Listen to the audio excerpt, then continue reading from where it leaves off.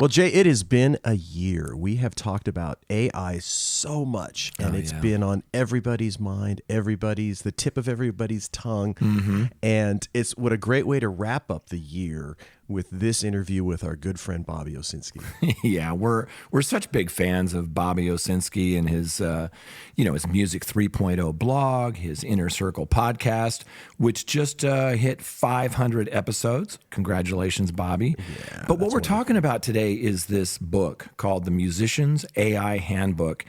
And it is absolutely fantastic. If you don't know Bobby, he's an engineer, mixer, producer, author of 25 books on music and the music business and production and engineering. He's an educator, a coach. I even took his AI workshop. Really great stuff. But as you said, AI has been on everybody's minds. We've been talking about it almost every week. And what Bobby does, which is different than most folks, is he goes and tries out these different platforms. He uses them. It's really cool. Absolutely. He's been a go-to resource for us. And, I think there's a lot of fear in the marketplace about this and a lot of questions about it. And he really breaks it down to what's working, what's not, what to know about it. And again, we talk about these valuable resources that are on our shelves that everybody should have on their shelf as well. And the Musician's AI Handbook is definitely one of them. Yeah. So without further ado, here's Bobby Owsinski, a special episode of the Your Morning Coffee podcast. Let it roll. Stand by for transmission. This is London calling. Wake up! The revolution is at hand! Your morning coffee is on the air. On the air. On the air. On the air. On the air. On the air.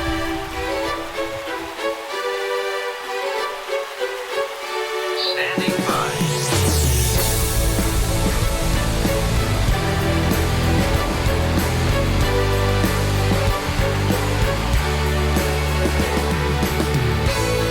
Your morning coffee, the weekly music news for the new music business. It's the highly curated, agitated, advocated, moderated, and liberated digital music information that you need to know. We are your digital music authority.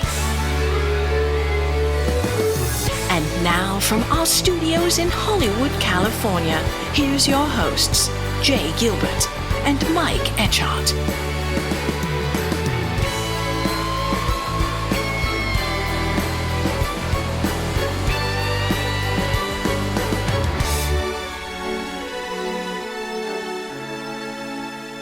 Bobby, thanks so much for taking time out of your busy day. Always a pleasure to talk with you. Mike and I are just blown away at your Musician's AI Handbook. It's so timely. It's like the hottest thing right now. Everybody's talking about it. There's a lot of misinformation about it. There's a lot of fear about AI. But first of all, thanks for joining us. And second of all, I love that you kind of kick off the book by saying, did AI write this book?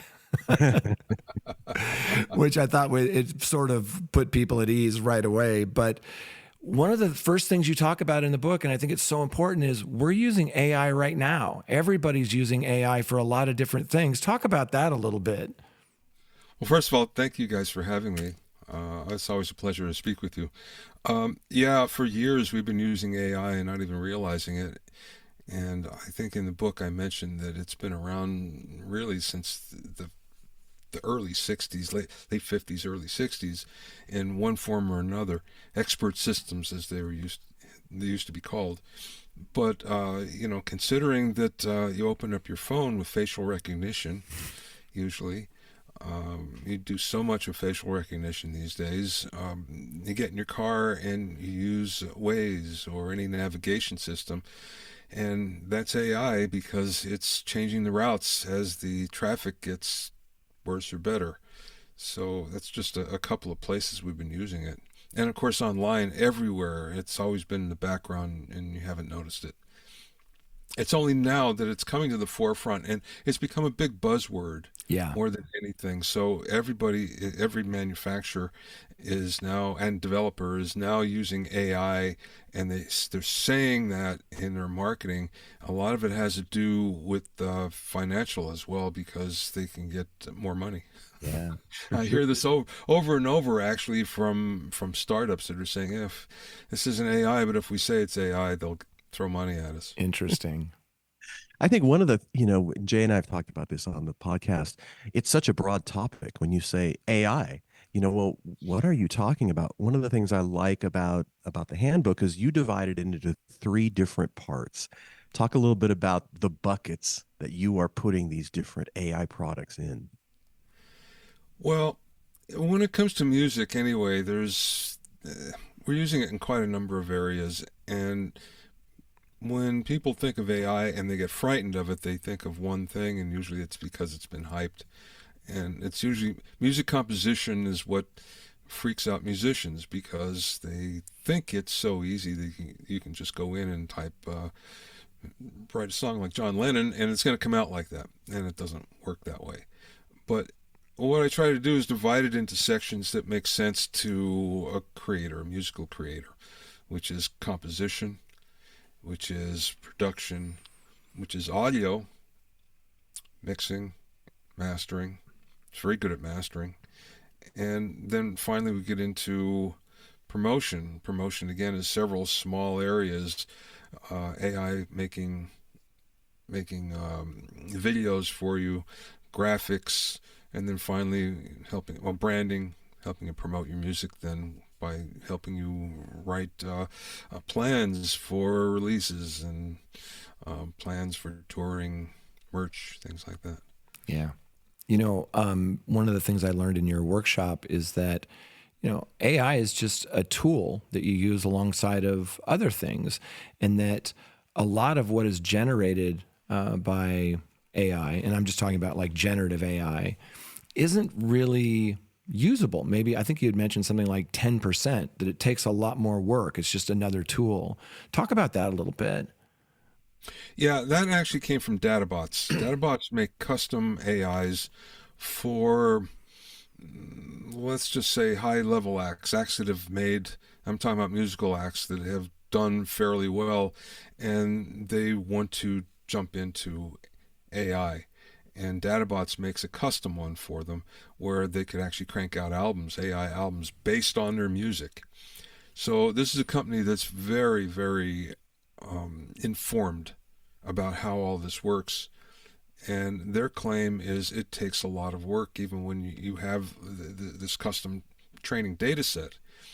So they say that less than 10% of the output that you get, especially when it comes to music composition, is useful. I've found that as well. Whenever I've gone in and tried to write something, it takes a lot of time, and it takes the time where you go, you know what, I just could have done this the traditional way and it would have been faster and probably better. Now, if you're not to the level of a creator where you can do something like that, then of course it's really valuable, because you can get places that you could never go otherwise. But if you know how to do this, then I don't want to say it's limited value, because there's always something that you could use in a way to help you and help things go faster. But the composition aspect is probably not one of them. One of the things that you kind of mentioned is that there have been a lot of technologies along the way for music creation, and a lot of sort of hysteria attached to new technologies, synthesizers, sampling. But it does seem like in this case, we're kind of moving through the, if you will, stages of grief, but we're getting to some of the business answers more quickly. It seems like to me, like we're really pretty much ahead of the game now, or at least starting to lay some of the groundwork for some of the rules and laws and copyright things. Is it your sense also that we're moving pretty fast with working out some of the, let's just say, business issues that are coming up?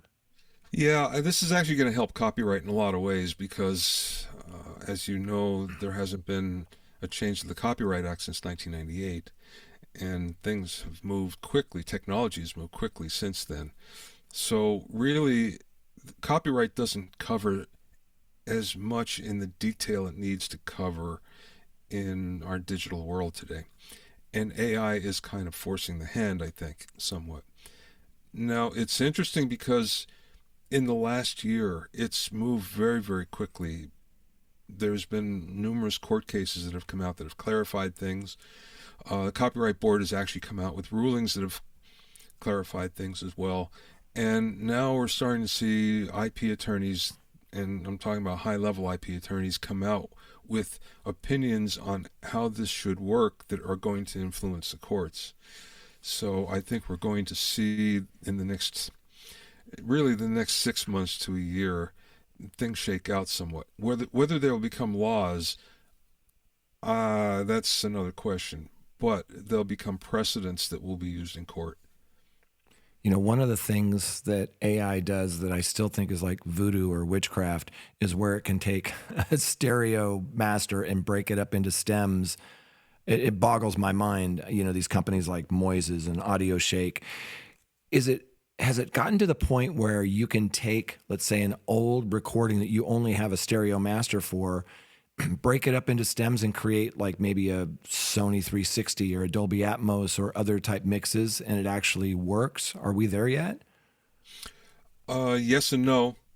On the normal consumer platforms that you don't have to pay much for, you're limited, and you're limited by sound quality as well. So the better the sound quality, the easier it is for that to happen. But that being said, usually you're limited in the number of stems that it will separate, 4 or 5. It doesn't go much beyond that usually. Now, when you go to the level of Peter Jackson's technology, which is, leaps and bounds beyond that, well, then yes, all that's possible. I was privileged to go to a playback at EMI for the Beatles' Revolver. And Giles Martin was there, who had done the mix, and he explained everything.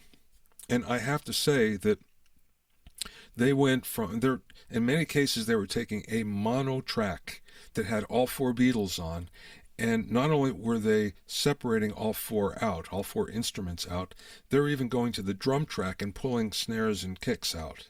Wow. Out of a mono track. Unreal. It sounded fantastic. So, but again, that's the technology that I think you have to be part of EMI to even have access to it if you have the budget.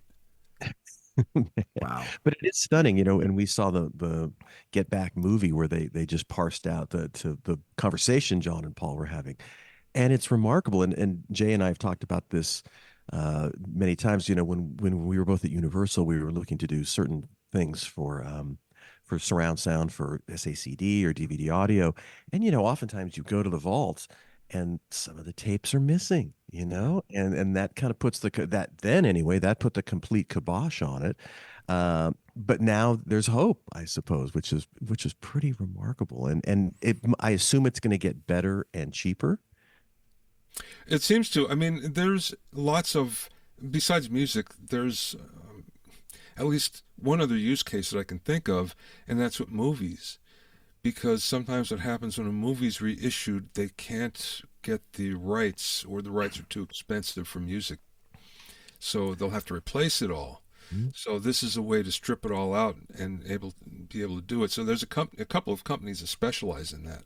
So this is on another level again, where the technology is, sort of where most musicians don't want to go, or can't afford to go. Is right. Yeah.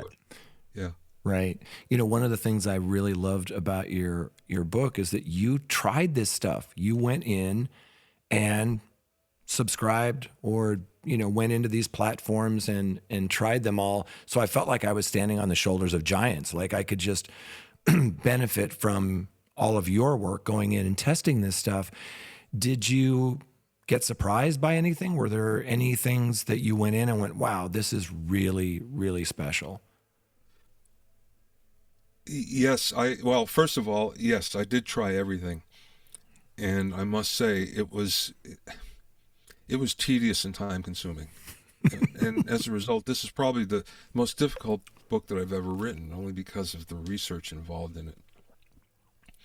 what I found a lot of times in delving into this was what you wouldn't really think of, first of all.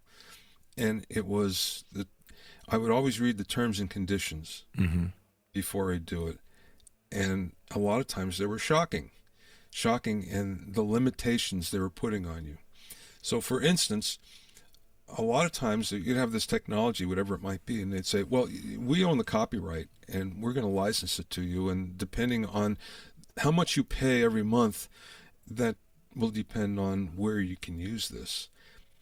But when I did the copyrights chapter, I talked to a number of very high-level IP attorneys worldwide, and the consensus was none of these platforms actually have the right to do that. So at some point, someone's going to come back at them and say, wait a second, you say that you own the copyright, you can't. And the reason why is we've already determined that anything that's 100% generated by AI cannot be copywritten. So now there's a platform saying, you just generated this 100% by AI, but we own it. We own the copyright. So I would find that over and over. And so I went back to this team of copyright attorneys and said to them, look, this is what I'm finding. And to a person, they'd all say, yes, but that's because they haven't done the research and they don't even realize what they're doing or what they're offering. And it's going to come back to bite them.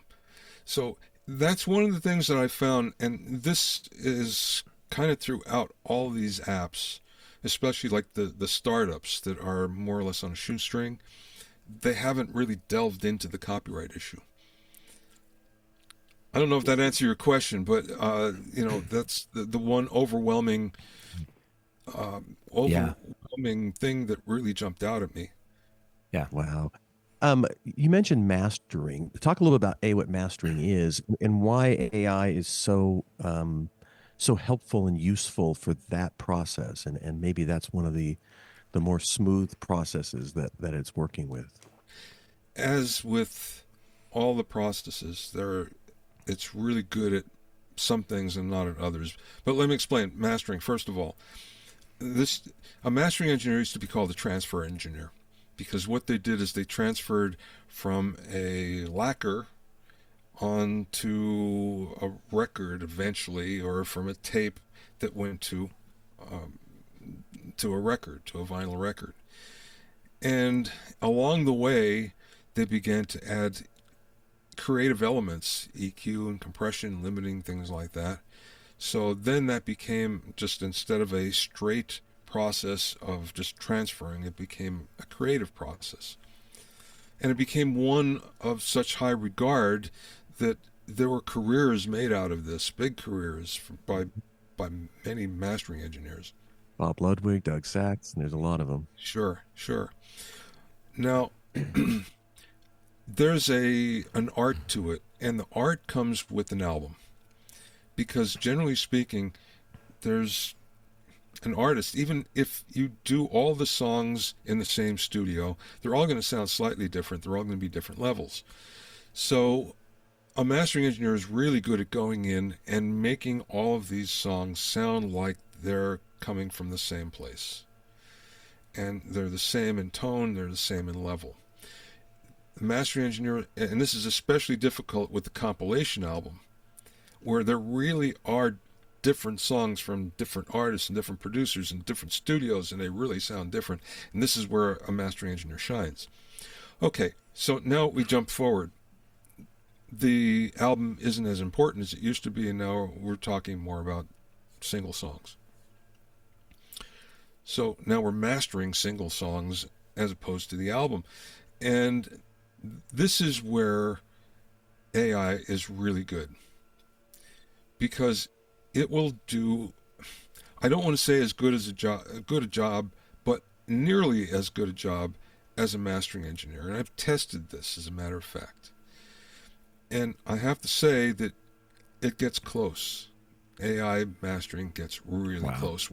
Whether you do it online And online is way better than it was 5 years ago. I never would have recommended it 5 years ago. And now I'm saying, yeah, you could do it. Or you do it yourself using Ozone or one of those AI mastering plugins. The problem is there are tricks. I shouldn't say it's a problem. It's not. You just have to know the tricks. And the trick is if you provide a really good reference track. So in other words, you like a Luke Combs track. You like Lady Gaga. You like one of her tracks, the sound of it. Well, all you have to do is take that track and put it into any of the mastering services as a reference, and then it looks at it and it says, oh, this is the way that the EQ should work, this is the way the compression should work. I'm just going to apply that onto your song. That really works well. Wow. But if you don't use the reference, then it's good, it's just not as good. And the thing about it is, everyone might think right off, well, there's a copyright violation because I'm taking this song that's owned by, whoever, Lady Gaga, and I'm uploading it. No, all it does is it takes a look at the frequency response, takes a look at the compression that's being applied, and it just extracts those elements and uses that. It doesn't store the song.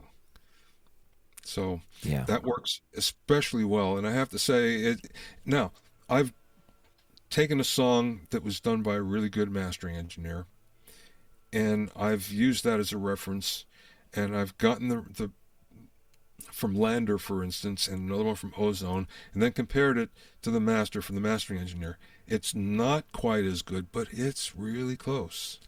Wow. Are there any other platforms that are really close, maybe with lyric generation or melody generation or any other type that you felt were maybe not perfect, but getting pretty close? I thought lyric generation was really good, but not for whole songs. It's especially good if you're stuck and I need an idea for this verse, or I really wish I could turn this phrase better, I can say this better, or I need another word. And it's really good for that. And most songwriters are, that's what they want anyway. They don't, unless you're just hopeless at writing lyrics. And some musicians are. In which case, it will, and you just pick the platform, doesn't matter. It will turn out something that's pretty reasonable and maybe better than what you can come up with if all you can do is Moon, June, that type of thing. Yeah. So Interesting. Having gone through all of these, what things what things ended up, or what platforms or what programs ended up in the Bobby Owsinski toolbox that you actually use now? Well, ChatGPT, and that's the most versatile of them all. Quillbot, although, is now getting close. Quillbot is, I don't know that I put that in the book. I might have discovered it afterwards. And Quillbot actually has leaped past ChatGPT in terms of popularity when you look at AI tools. And it's just kind of an easier way. I think it actually uses the ChatGPT engine, just a better interface. But as a whole, ChatGPT will do just about anything you want. And pretty soon, we're getting into these multimodal large language models, Bard being the latest one, or Gemini, which is the new Google version, where now you can talk to it. Now you can show it a picture, and it will figure things out from that. It doesn't have to be just text. So now they're all going that way, and that will, make it easier. I have to say, as much as I like ChatGPT for things, I wouldn't always use just one. And usually it's two or three. I'd go between Bing AI and Bard and just see the results I would get. and sometimes one would win, and sometimes the other would win, and sometimes the third one would win. So, and there's plus and minuses to all of them. So this is just the normal things that I do, for instance, normal writing. I did use AI to edit my book instead of an editor, and it was really good for that. Oh, interesting. Wow. So what I did was I would insert or input a portion of a chapter, and usually there are limitations to how much you could put in, which is why I didn't put the whole book in or a chapter at a time.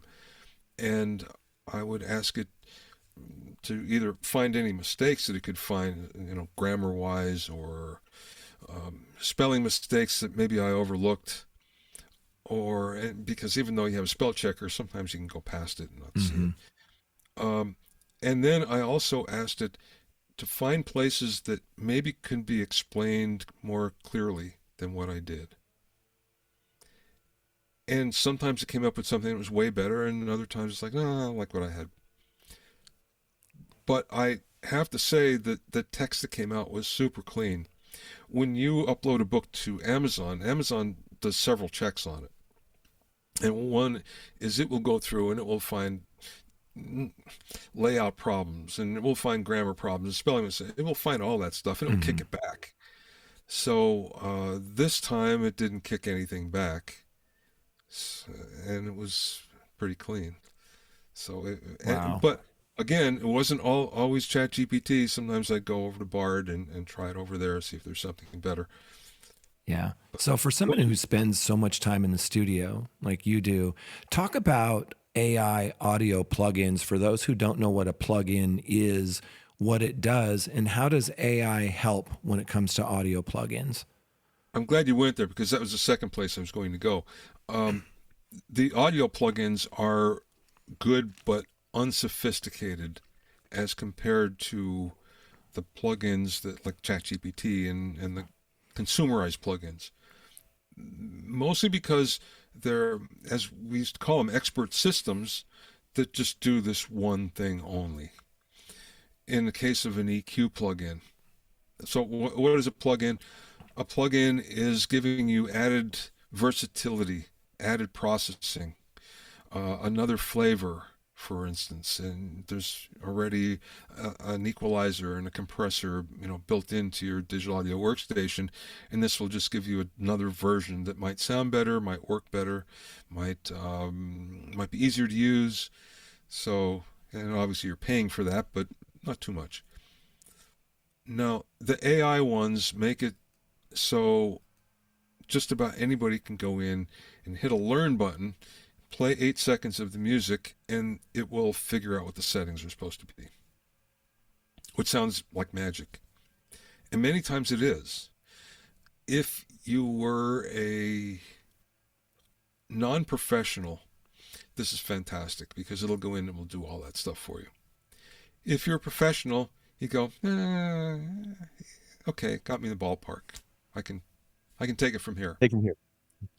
So there's that dichotomy of, depending where you are in your skill set, this is either fantastic for you or it's like, okay, it's okay. Now, we can go another step on this where it's especially good, and it's really good for pros. And it's noise reduction, first of all. Fantastic at noise reduction. There are better ones coming out every single day. And separation, track separation. Excellent at that. And the other thing that's coming out that I think that more and more musicians will get behind is virtual vocalists. Ooh. So a virtual vocalist is, okay, I'm trying to croak out this song, and I'm not a singer, but I know what I want. So I can hire a singer for X amount of dollars. It's a pain. I have to go record it, whatever. Or I can just go up to Solaris or one of those and pick a vocalist, upload my track, and there we go. The vocalist is going to sing it. And it's going to sing it in tune, with better than I could. So we're seeing more and more, and this is legal, by the way, because these singers have licensed their voice. And Right. they're getting some money back on this. So it's not like there's any copyright problems. And you're not getting Elton John or anybody like that. So, But but I think that's going to be a place where a lot of songwriters are going to go. I know they are already. There's a whole cadre of players. And one of the reasons why they're doing it, for instance, is I want this song for, again, Lady Gaga. Let me find someone that sounds like Lady Gaga so, she can instantly hear what this sounds like. So that's happening already. Yeah. and in that scenario, do you still need to lay down a vocal track, whether it's good or bad, and then layer on top of that, or can you type in a melody or key in a melody and then drop it in that way? How do you apply those virtual vocalists? Yeah, you could do it either way, actually. You can just sing it in, and you can just take that vocal track, and then it will sing it for you, only better. So, Well, let's talk a little bit about some of the outside of recording, some of those other creative things that you talk about in the book, like video creation or image creation. I played around with some of them and I've had a lot of fun where you can do a text prompt and it'll create something.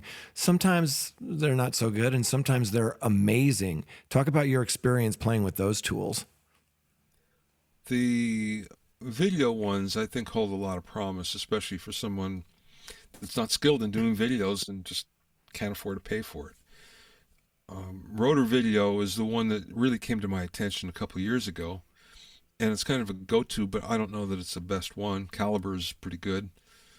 There's dozens of them now that you can go to, but the difference is you want one that specializes in music videos, and the reason why is they know how to cut to the beat. Where if you just get an industrial one, let's say, unless they have a feature that's for a music video, then you might not get what you want. But there are a number of different ways to do it. There's, theme-based and template-based, and the difference is one is a little more flexible than the other, but needs a little more of your input. And, the other side of this is if you upload some graphics, even some of your own short videos, and it will incorporate all that, and all of a sudden it becomes your brand as well. So they're particularly good. I have to say, I was on a cruise, and I was writing the book. I was finishing the book, and there's not many television channels on a cruise ship, but there's always a music video one. So I had the music video one kind of on the background, and I saw, and it was obviously a AI generated music video. And I watched it, and I thought, oh, this is pretty good. And then after 20 seconds, I thought, okay, this is kind of boring, because it was the same thing. It was just kind of morphing slowly, and it just continued to morph for 3 minutes and 30 seconds. And I was like, okay, you need more than that to make it work. So again, you have to kind of use good editing techniques, and fast edits is what we're looking for today. Well, moving forward though, Bobby, so we've talked about mastering, we've talked about book editing. So these AI really is a challenge to these professions. Are there any other professions that a lot of these tools could truly kind of replace or take over? I think one is production music. Production music is music that goes behind videos, for instance, YouTube videos, and it's just incidental music that you don't concentrate on. It's just something there to keep everything going. Or on television, on some of the shows, I'm trying to think of an example. They show you how it works, and as they're showing you how it works, there's music behind it. Well, what happens is that music is sort of bland, and it has to be bland. You don't want to take your attention away from the screen, and AI is really good at doing bland music. So I think that if you do that kind of industrial music, that kind of production music, that might be a problem because AI is good at it. Yeah. Interesting. Well, and a lot of major labels have invested in these catalogs of, as you call it, industrial music, but sort of, just kind of background music that is relatively inexpensive to license. Yeah. But if you can create it yourself, if you're a director or a video creator, that I can see challenges there. Yeah. Yeah. So it's especially good there. It's graphics, and you guys have played with it. You Yeah. know that it's hit or miss. Yeah. You can come up with something right off and go, "This is fantastic," and then you can play for a half hour and go, "That's not quite what I was looking for." Mhm. And even if you know the tricks, the prompting tricks and everything, it still might take some time, and you still might go, "Oh, I'll go try it on another platform Yeah. instead." So I'm still looking for the ideal graphics platform. I keep on going back and forth. Midjourney always comes up with something good, but Midjourney's a pain to use because of Discord. Yeah. You have to be in a Discord group, and I personally don't like that. Yeah. Yeah. And I imagine, look, some of this stuff's been around a week and a half. It's going to get better over time. One of the areas that interests me a lot in the book are your marketing tools, because as part of my job, for example, targeted online ads, there's all of these new platforms out there who use AI to find your audience based on certain attributes. And we're finding, like there's this old joke in advertising, half my advertising doesn't work. I just don't know which half. And now with some of these tools, we're really seeing a connection with those things. Were there any marketing tools that you thought were pretty cool? I didn't go down that rabbit hole, to be honest with you. I know I know that's what's happening, and I think that's going to be incorporated in every advertising platform now. Yeah. If it isn't already. So, but what I think will happen is it will blend into the background and it'll become, instead of saying AI, this is AI powered, it'll just be a co-pilot. A co-pilot is a little less hypey, I think, but that's the future of it. Yeah. We're seeing co-pilot already. Yeah. Microsoft has their co-pilot, but that will be more and more, or assistant. Oh, speaking of which, so, talking about using it already, when you go to the chatbots, how can I help you? You go on a website and it pops up on the side. How can I help you? Well, that's an AI, a little AI that's figuring it out and just looking at the most common questions. Yeah. You know what I'd like to see you do, Bobby? I don't know if you've looked into the company Astral, but they took 100 of our podcasts and they made like a little Your Morning Coffee GPT just based on those. They could take, what have you written? 25 books? They could take your books, they could take your podcasts, they could take your blog, and then it could be a subscription thing where people can go in there and go, "Hey, Bobby, tell me about that thing." And it just draws from your body of work, so there's some guardrails there. I have played with that, and this is through, I have a marketing company that I work with called Kifect, and they're putting together an AI that would do that. So we've played with it. I wasn't happy with the results, to be honest with you, but that was maybe, their version of it. And to be honest with you, I haven't heard anything about it in a month. So Yeah. who knows? But I will check out Astral. That sounds pretty good. Yeah. I just think, especially with what you do, there's this big body of work. And I think the problem with ChatGPT and other things is they're drawing from so many different sources that if we can sort of narrow that down, I think, the accuracy and the meaningfulness increases. Sorry, Mike, what were you going to say? Oh, that's okay. I was just going to jump in and say, we've got NAMM coming up next month, Bobby. And are there some tools that are kind of maybe not ready for prime time yet, but you're expecting to see some updates or things that are going to really make some of these things, at least, something that you view as quite valuable when you're doing the creative process, either recording or writing? Well, let's come back to audio plugins. One of the interesting aspects of that is how limited they are. Now, they're limited because they have to be. And let's just do this one thing. Equalization. That's all we got to do. Figure this out and do really well. But on a whole, there's not many developers that are using AI. There's a handful. And there's several reasons. The big one is it costs a lot. Training costs a lot more than anything. You can build an AI somewhat easily, but the training is expensive. So you need some deep pockets, and there's not many audio developers that, have those deep pockets. But I'm really waiting to see if now there are more that jump in, because when you look at what's available, it's limited. AI plugins.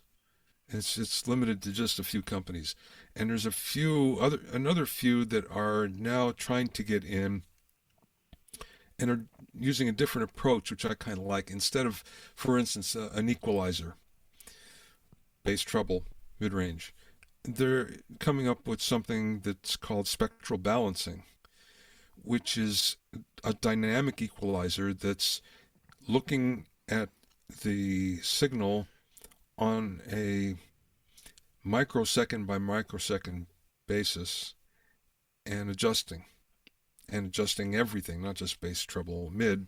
It's adjusting 27 bands. So that's all AI powered, and that's coming to the forefront, which is kind of interesting. So I'm looking at that. The other thing is mixing technology.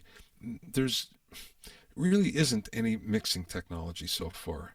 The best is maybe 8 tracks, 10 I think I saw one platform did. And even then they're just doing stems. Stems being drums, bass, vocal, keyboards, guitars. And that's an easy way to do it, but it's not mixing as we know it, as most people will do it. So, and even then, it's balancing it up, and it's not adding effects or any of the cool things that really make a track what it is when a good mixer gets their hands on it. So I'm looking to see if that's going to happen. There's already one company that's contacted me on a technology that they're putting together, that they're doing it, but I'm not so sure about their approach, to be honest with you. Yeah. Bobby, we could talk all day about this stuff. We really appreciate you taking the time out of your busy day to talk with us. Tell people where they can learn more about the Inner Circle podcast, your blog, your work, your books. Talk about that a little bit. Yeah, the easiest place is BobbyOwsinski.com. And from there, you can find my books and podcast. And podcast is Bobby O Inner Circle. We just did number 500. Congratulations. I saw that. That's amazing. 500 episodes. Wow. Who would have thought? Wow. I mean, when it first started, the only reason why it started, to be honest with you, is I was on another podcast. It was an audio roundtable podcast. It was on for quite a long time. And a guest wrote me and said, "You should have your own podcast." I said, "I don't have time for that." I said, "Look, I teach people how to do this. I will do it for you. All I have to do is, do the production on it." So I said, "Okay." And that's what happened for the first 100 or so. And then he got busy, and then I had to do the rest on my own, which is actually better. Yeah. But I was into it by that time, so I kept on going.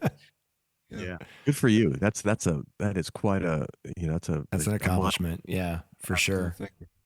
Thank you. Yeah, we're big fans of the blog. We love this book. We highly recommend this book, and the timing is perfect because every day that's all people are talking about is AI. And I just love that you've brought some sanity and some clarity to all of this stuff. And I would imagine that you're going to have to update that book at some point because it's changing so quickly. Oh, I'm glad you brought that up. I am promising that I'll do updates, but I'll do print updates, but in between, for anybody that signs up, follows the links in the book, I will provide a newsletter with all the latest, all the changes, all the updates. So that will be coming up in, I think, February. We'll do awesome. Or end of July, end of June, end of January, sorry. Getting way ahead of myself. Bobby, thanks again, man, for coming on and talking with us. Congratulations on a fantastic book. Let's keep the conversation going. Thanks, Jay. Thanks, Mike. Thank you, Bobby. Talk to you soon. Thanks.